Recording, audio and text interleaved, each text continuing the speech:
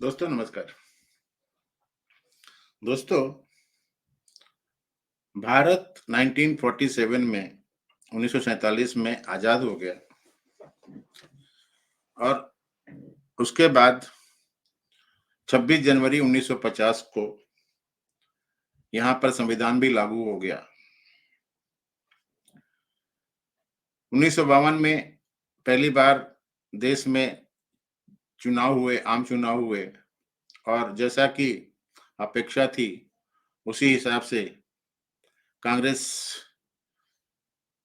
बहुमत से जीत गई और जवाहरलाल नेहरू ने पहली बार चुने हुए प्रधानमंत्री के तौर पर शपथ ली। लेकिन क्या भारत रियली भारत है? कॉन्स्टिट्यूशन ने यहाँ पर जो विभिन्न राज्य हैं, उनको अलग से पावर दे रखी है और वो अपनी तरीके से उस प्रदेश को चला रहे होते हैं। आप लोगों को शायद याद होगा कि 1942 से लेकर के 52 से लेकर के 1967 तक पूरे देश में विधानसभा और लोकसभा के साथ में इलेक्शन हुआ करते थे। 1967 के बाद गड़बड़ हुई जब उत्तर प्रदेश की सरकार 69 में गिर गई और वहां पर उपचुनाव कराने पड़े। उसके बाद इंदिरा जी ने कई राज्यों की सरकारों को अपदस्थ किया, वहां पर राष्ट्रपति शासन लगाया और वहां पर चुनाव हुए और इस तरीके से अलग एक परिपाटी चालू हो गई, जिसमें कि राज्यसभा के और लोकसभा के अलग से चुनाव और राज्यों के विधानसभाओं के लिए अलग से चुनाव होने लगे। कुछ राज्यों में कांग्रेस की सरकारें थी, कुछ राज्यों में विपक्षी पार्टियों की सरकारें बननी लगी। जब राजनीतिक कारणों से कुछ सरकारें केंद्र सरकार के खिलाफ काम करती थी, तो वहां पर इंदिरा जी के टाइम में तो उस सरकार को अपदस्थ करके राष्ट्रपति शासन लगा दिया जाया करता था।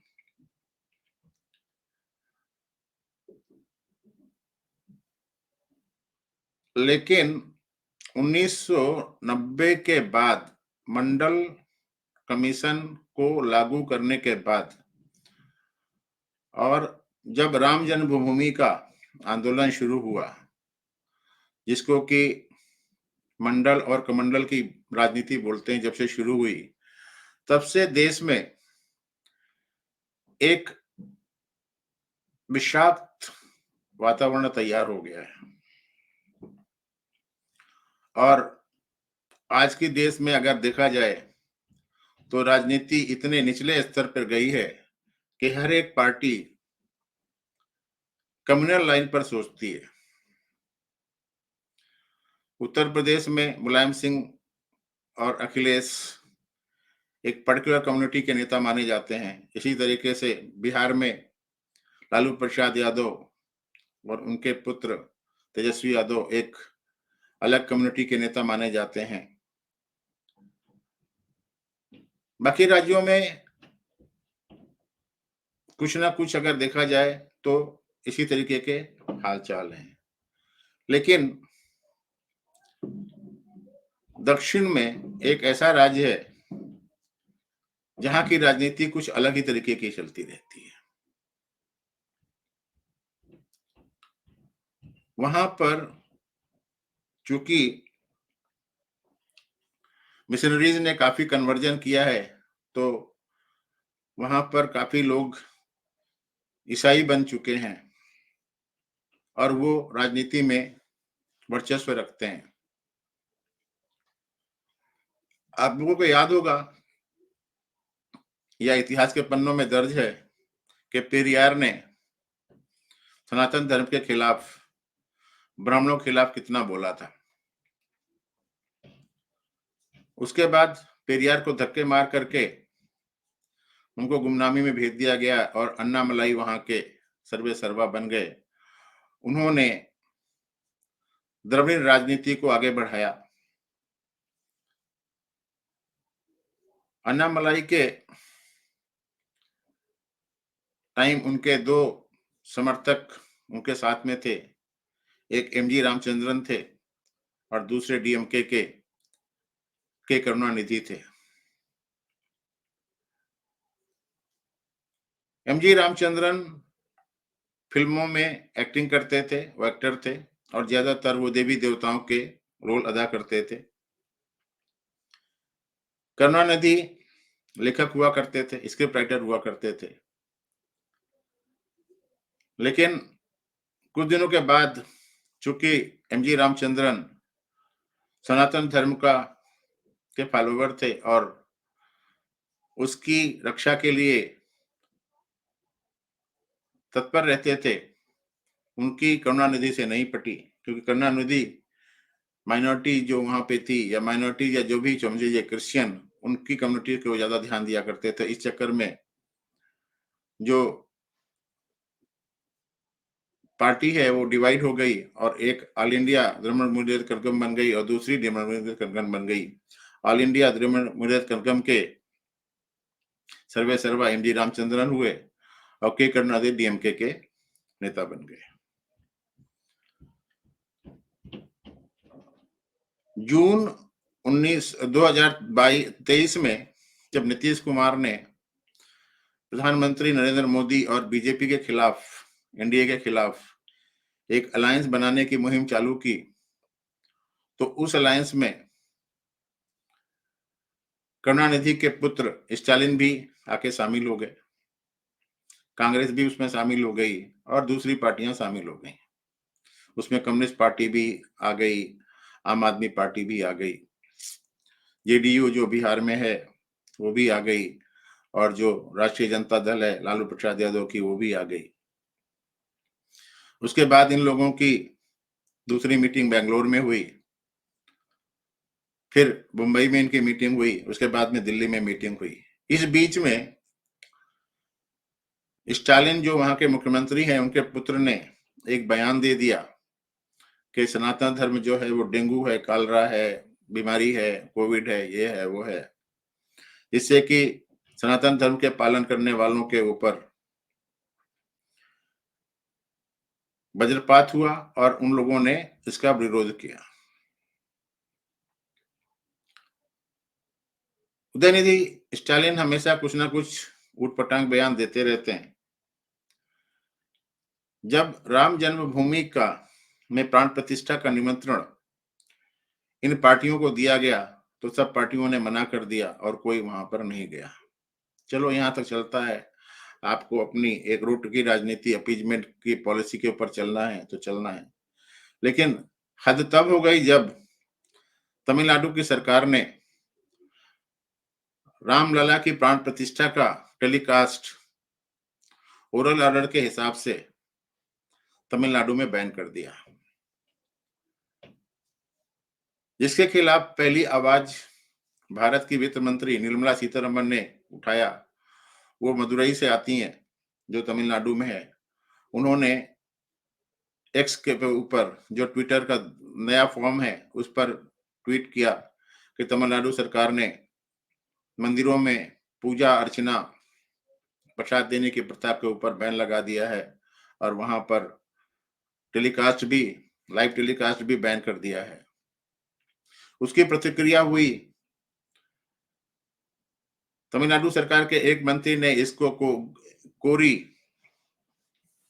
र्यूमर बताया कि ये ऐसे ही अफवाह है, लेकिन फिर भी सुप्रीम कोर्ट में यह मामला गया और सुप्रीम कोर्ट ने सुनवाई के दौरान तमिलनाडु सरकार को काफी फटकारा है कि ऐसा कोई काम मत करिए जिससे आपसी वैमनस्य फैले,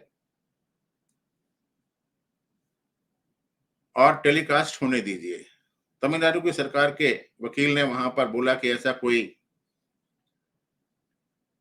आदेश नहीं है, लेकिन फिर भी उस पटिशन की सुनवाई के बाद सुप्रीम कोर्ट ने सेंट्रल गवर्नमेंट को और तमिलनाडु सरकार को नोटिस इश्यू किया है और ये बोला है कि अगर आप ऐसा काम करेंगे तो आपको बहुत नुकसान होगा। मैं आपको सुप्रीम कोर्ट का जो वो ऑर्डर है उसको पढ़ करके सुना देता हूं। ये देखिए, ये सुप्रीम कोर्ट में पिटीशन गया था, उसका रिट पिटीशन है सिविल डायरी नंबर 3390 अब 2024। इसमें विनोज करके पिटिशनर है और union of India and others जो है वो रिस्पोंडेंट है। 22 जनवरी को ये सुनवाई हुई है जस्टिस संजीव खन्ना और जस्टिस दीपांकर दत्ता के सामने। इसमें पिटिशनर की तरफ से दामा शेषाद्री नायडू अपीयर हुए और रेस्पोंडेंट में गवर्नमेंट ऑफ इंडिया की तरफ से, यूनियन ऑफ इंडिया की तरफ से तुषार मेहता पैदा हुए, अपीयर हुए और दूसरे जो तमिलनाडु सरकार थी उनकी तरफ से अमित आनंद तिवारी और दूसरे लोग पैदा हुए। सुप्रीम कोर्ट ने नोटिस इशू किया जो 29 जनवरी तक वापस आना है, रिटर्नेबल है। सुप्रीम कोर्ट लिखता है कि राज बहादुर यादव ने यूनियन ऑफ इंडिया की तरफ से नोटिस एक्सेप्ट किया और डी कन्नन ने तमिलनाडु गवर्नमेंट की तरफ से नोटिस एक्सेप्ट किया है। फिर ये सुप्रीम कोर्ट आगे लिखता है, the allegation made in the present petition is that oral order have been issued to ban live telecast of pran pratishtha, puja, archana, anand, annadhana, bhajan and procession on the occasion of pran pratishtha at Ayodhya today, that is on 22/1/2024 को 22/1/2024 को जो अयोध्या में प्राण प्रतिष्ठा हो रही है उसके टेलीकास्ट को और वहां पर जो मंदिरों में पूजा अर्चना जो है वो सब कुछ और अन्नदान ये सब कुछ बैन कर दिया गया है एक ओरल ऑर्डर के हिसाब से। सुप्रीम कोर्ट ने आगे लिखा है कि उन्होंने एनेक्सर P2 जो लगा हुआ है उसके ऊपर उन्होंने ध्यान दिया। सुप्रीम कोर्ट आगे लिखता है कि अमित आनंद तिवारी जो रेस्पोंडेंट 2 से लेकर के 4 की तरफ, मतलब जो तमिलनाडु सरकार की तरफ से अपीयर हो रहे थे, उन्होंने बोला कि कोई ओरल डायरेक्शन इशू नहीं किया गया है और इस स्टेटमेंट को सुप्रीम कोर्ट ने ऑन रिकॉर्ड ले लिया है। फिर सुप्रीम कोर्ट आगे बोलता है, we believe and trust that the authority will act in accordance with law and not on the basis of oral instruction which as stated above on behalf of respondent number 224 have not been issued। Supreme court बोलता है कि authorities जो है वो oral instruction पे काम नहीं करेंगी और कानून के हिसाब से काम करेंगी, जैसा कि ओरल इंस्ट्रक्शन का एलिगेशन लगाया गया है। और फिर सुप्रीम कोर्ट आगे बोलता है, authorities while examining any application for permission for provision shall proceed in accordance with law and shall record reason if any for rejecting the application। अगर उनके पास में कोई एप्लीकेशन आती है तो उसको वो रीजन के हिसाब से रिजेक्ट करेंगे या परमिशन देंगे और हर एक जो अथॉरिटी जो है जितनी भी एप्लीकेशन वहां हुई है उनका डाटा अपने पास में रखेंगे और वहां पर लिखेंगे कि हाँ भाई ठीक है, क्यों अलाउ नहीं किया गया, क्यों अलाउ किया गया है।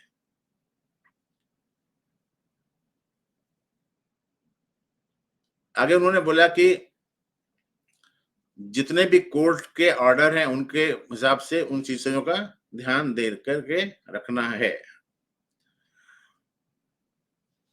फिर उन्होंने बोला कि रिस्पोंडेंट नंबर 2 से 4 जो है, अगर किसी प्रेयर को रिजेक्ट किया जाता है तो उसका भी रीजन रिकॉर्ड करेंगे। अब ये बात तो हो गई ऑर्डर में। इसके अलावा सुप्रीम कोर्ट ने काफी इनकी खिंचाई की है। जस्टिस संजीव खन्ना ने और जस्टिस दीपांकर दत्ता ने बोला कि अगर इस तरीके के प्रैक्टिस करोगे तो गड़बड़ हो जाएगा। आप ये ध्यान रखते हो कि हाँ वहां पर अगर मान लीजिए मुस्लिम कम्युनिटी ज्यादा है और वहां पर जो दूसरी कम्युनिटी है वो माइनॉरिटी में है, अगर वहां पर पूजा करने नहीं दोगे तो इससे समाज में विकृति पैदा हो जाएगी। लिख रहे हैं वो, this is a homogeneous society, do not prevent only on the ground that a R B community is there, a bench of justice Sanjiv Khanna and Dipankar Datta told counsel appearing for Tamil Nadu government.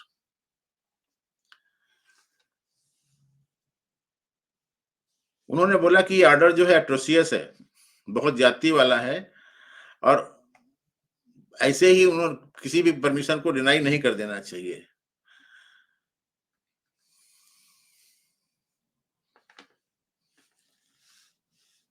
Tamil Nadu government ने बोला कि नहीं, ऐसा सब कुछ नहीं है।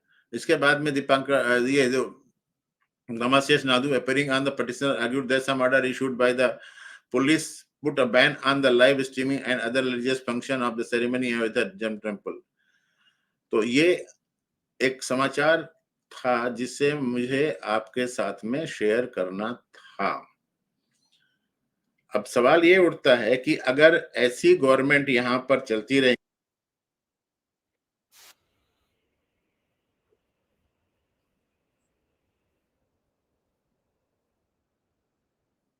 रिलीजियस बेसिस पर अपने एक पर्टिकुलर कम्युनिटी के वोट को संभालने के लिए इस तरीके से गलत सलत ऑर्डर पास करेंगी तो क्या होगा।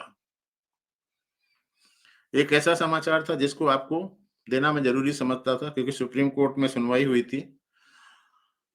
अगर इसमें 29 तारीख को कुछ और डेवलपमेंट होता है तो मैं आपको फिर से बताऊंगा। आज अयोध्या में प्राण प्रतिष्ठा हो गई है, रामलला जी वहां पे विराजमान हो गए हैं। पूरे भारत में ही नहीं, पूरे विश्व में खुशी और उल्लास का दिन है। कम से कम सनातन धर्म की खोई हुई प्रतिष्ठा जो 500 साल पहले बाबर या उसके सेनापति ने हमसे छीन ली थी, वो हमें वापस मिल गई है। हमें इसकी खुशी मनानी चाहिए, दिवाली मनानी चाहिए। यहीं पर मैं अपनी वाणी को विराम देता हूँ। मिलते हैं अगले वीडियो में किसी और मुद्दे के साथ। तब तक के लिए नमस्कार, जय हिंद।